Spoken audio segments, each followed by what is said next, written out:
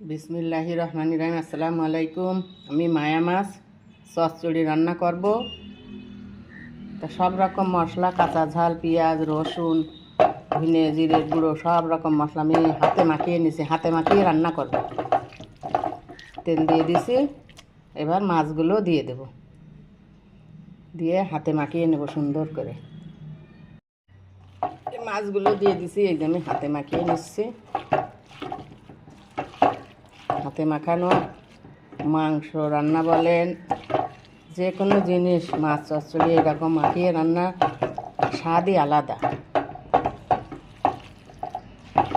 আমি এইভাবে একে একটু সামান্য পানি দিয়ে দেব হাত ধুয়ে। এই যে আমি মাখিয়ে পানি দিয়ে দিছি।